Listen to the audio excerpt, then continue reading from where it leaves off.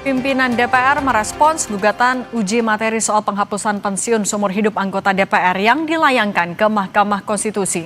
DPR akan mematuhi apapun putusan Mahkamah Konstitusi, termasuk soal penghapusan pensiun anggota DPR. Wakil Ketua DPR Sufmi Dasko Ahmad menyebut, ketentuan pensiun anggota DPR merupakan produk dari undang-undang lama. Dasko menegaskan apapun keputusan Mahkamah Konstitusi, termasuk soal penghapusan pensiun seumur hidup anggota DPR, pimpinan DPR siap mematuhi. Uji materi penghapusan tunjangan pensiun DPR dilayangkan ke Mahkamah Konstitusi oleh dua warga, yaitu psikiater Lita Linggayani dan mahasiswa Syamsul Jahidin. Mereka menilai tidak adil kalau anggota DPR yang cuma menjabat 5 tahun bisa menerima tunjangan pensiun seumur hidup, bahkan bisa diwariskan.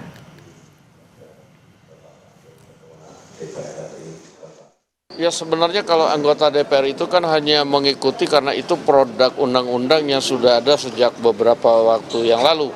Nah, apapun itu kami akan tunduk dan patuh pada putusan Mahkamah Konstitusi. Apapun yang diputuskan kita akan ikut, demikian. Lita Linggayati dan Syamsul Jahidin mengajukan gugatan uji material atau judicial review Undang-Undang Nomor 12 Tahun 1980 tentang hak keuangan administrasi pimpinan dan anggota lembaga tinggi negara yang didaftarkan dengan nomor 176/PUU garis 23 garis miring tahun 2025.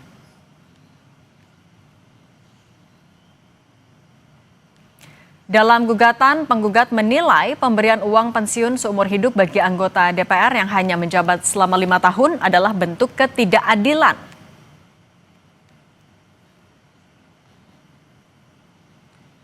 Selain itu, pemberian hak pensiun tidak tepat karena memengaruhi pengelolaan pajak yang semestinya untuk kemakmuran rakyat.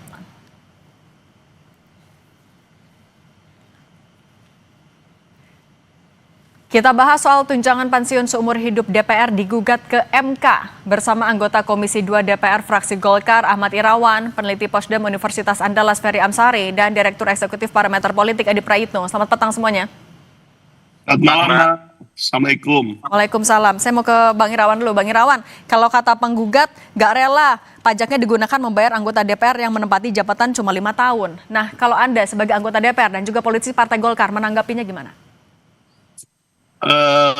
Kalau saya sih menurut saya bahwa langkah pengujian judicial review yang dilakukan oleh pemohon tersebut sesuatu yang memang perlu kita apresiasi dan hormati karena itu merupakan satu langkah yang konstitusional yang memang seharusnya dilakukan oleh warga negara ketika kemudian menilai berpendapat bahwa terdapat satu norma, suatu undang-undang yang dianggap melanggar hak konstitusionalnya, dalam hal ini hak konstitusionalnya sebagai warga negara atau kemudian pembayar pajak. Tentu bahwa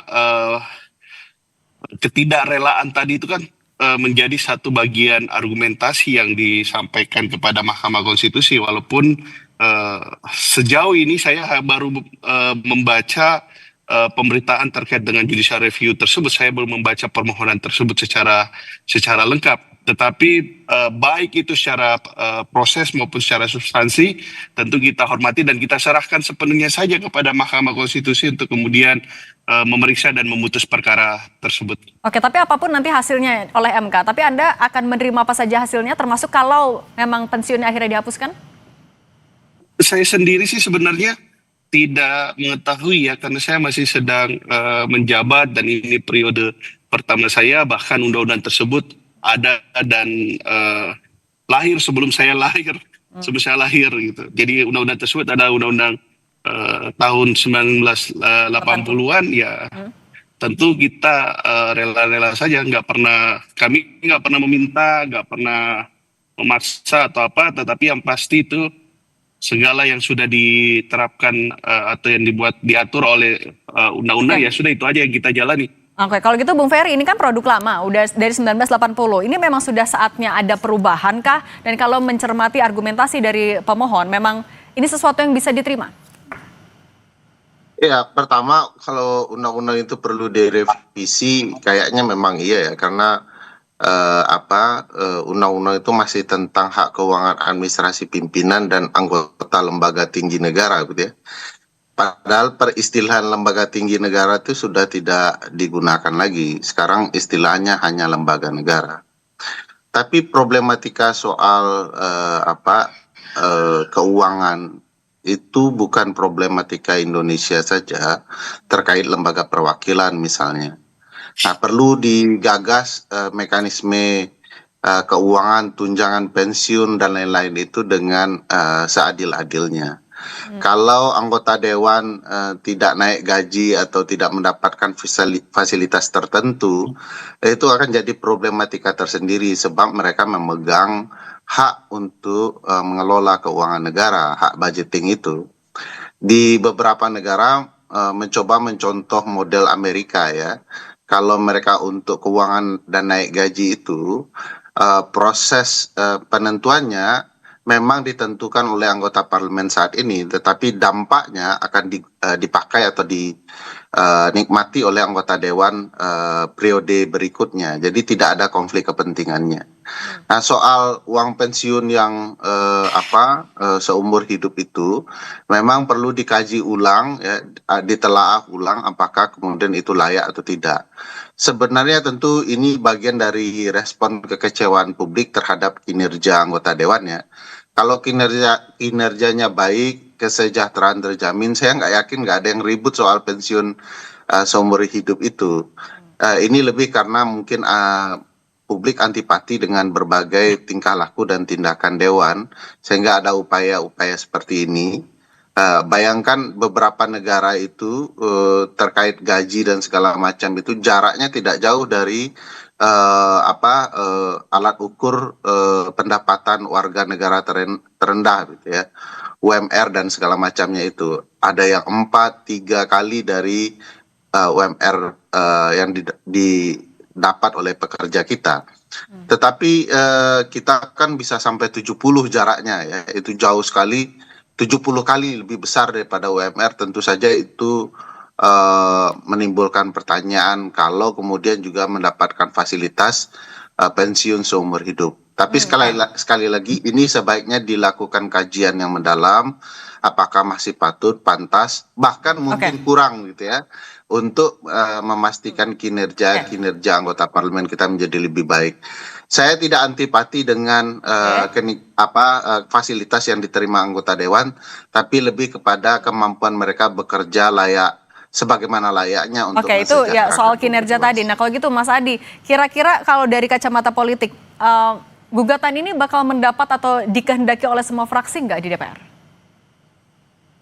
Ya, kalau kita mau jujur sebenarnya hal-hal yang dianggap merugikan pihak tertentu pastinya secara alamiah ditolak ya. Misalnya apapun judulnya, kalau memang uang pensiun ini dianggap tidak terlampau menguntungkan bagi kawan-kawan DPR yang pensiun, pastinya secara manusiawi agak keberatan. Tapi kan secara politik sekalipun ada keberatan, mungkin tidak suka dengan substansi soal ini. Tapi kan kawan-kawan DPR tentu akan menerima apapun yang akan nantinya diputuskan oleh Mahkamah Konstitusi. Tapi bagi saya secara prinsip memang ini harus diakui, ini soal adanya jarak dan disparitas yang cukup jauh antara kesejahteraan rakyat yang di bawah dengan elit-elit yang ada di pusat, terutama di DPR RI yang mungkin selama ini dipertontonkan terlampau telanjang. Jadi satu persatu rakyat mulai kritis dan mulai protes bahwa anggota dewan yang mungkin ditengarai memiliki fasilitas yang cukup fantastis tapi cukup berjauhan dengan kinerjanya yang dianggap masih jauh panggang dari api. Jadi hal-hal yang dianggap menjadi bagian dari kemewahan dan fasilitas yang didapatkan oleh DPR itu diprotes. Apalagi misalnya para penggugat ini mengatakan kan tidak masuk akal jika ada orang yang hanya menjadi anggota dewan 1 periode 5 tahun kemudian mendapatkan uang pensiun seumur hidup. Nah, tapi akan lebih legowo nggak berarti fraksi-fraksi? Akan mendukung itu kah? Kalau putusan Mahkamah Konstitusi tentu tidak bisa diintervensi oleh siapapun karena yang akan memutuskan ini adalah hakim konstitusi.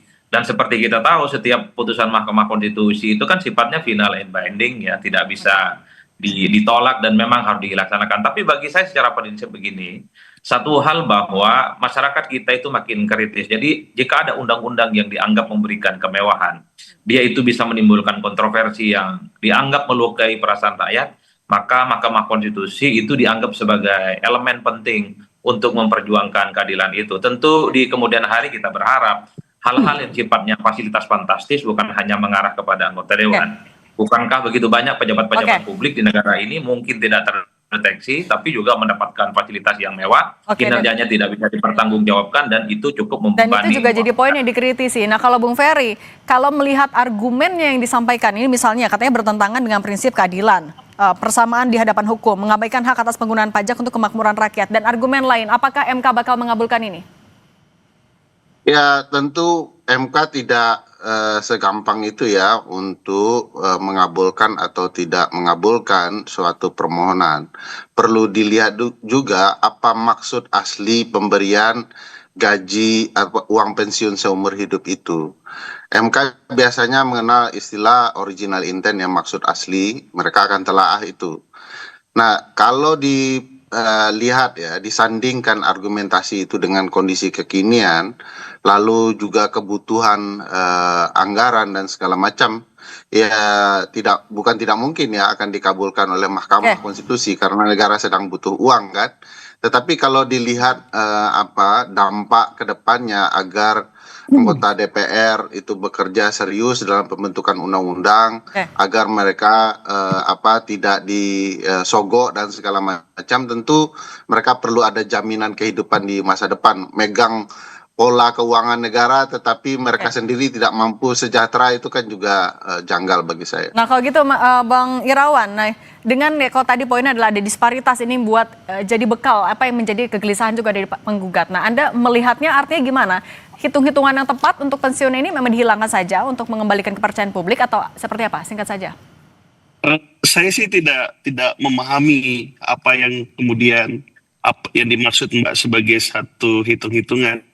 Yang saya pahami bahwa secara normatif undang-undang tersebut secara filosofis mengatur terkait dengan dana pensiun itu kaitannya dengan dua hal. Satu adalah agar parlemen kita bisa bekerja dengan baik, kinerjanya baik, demokrasinya maju. Yang kedua adalah sebagai bentuk apresiasi negara terhadap seluruh pejabat negara, atau pada saat itu disebut sebagai pejabat tinggi negara. Terkait kemudian formulasinya saya tidak tahu hitung-hitungan yang tepat. Yang paling penting itu bahwa dalam konteks pengujian ini ya kita serahkan kepada Mahkamah Konstitusi untuk kemudian menilai apakah kemudian yang diatur dalam undang-undang tersebut telah tepat secara konstitusional. Oke, nanti kita lihat bergulirnya sidang di MK. Kalau gitu Bang Ahmad Irawan, Bung Ferry Amsari, Mas Adi Praitno, terima kasih sudah berbagi di Kompas Petang. Sehat selalu ya semuanya. Terima kasih Mbak Cindy. Sehat satu, makasih.